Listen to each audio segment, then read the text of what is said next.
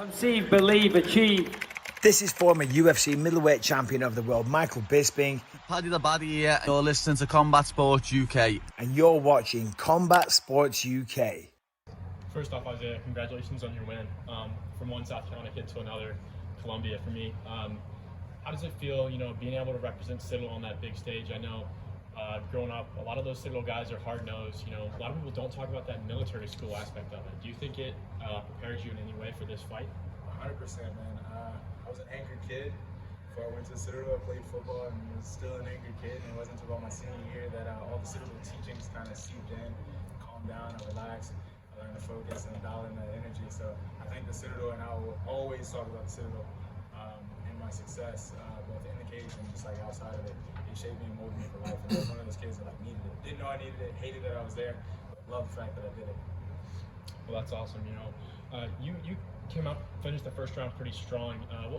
Walk me through what was going through your head as you kind of sat down on the stool and you knew you were up 1-0 there.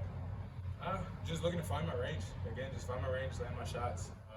And I knew going into second round, eventually he was going to try to pull out some takedowns. I was like, he's going to shoot for it eventually. I think by the end of the first round, I had blocked.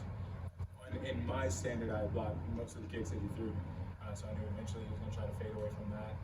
Started countering more and started timing those takedowns a little bit better. But yeah, after the first round, I was like, cool. I felt his power too. And so at that point, I was like, yeah, we're cool. Like, I can stand there, like, we're good.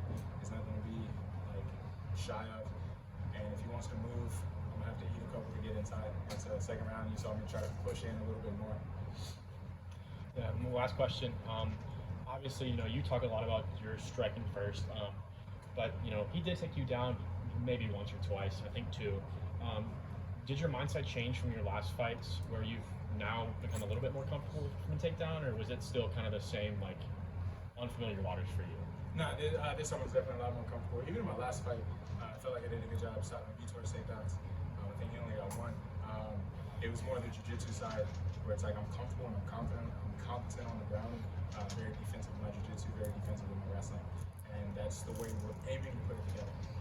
Is I want to be able to stop everything. And then eventually, like I said, in about a year or so, or even less, you guys see me become offensive on the ground too.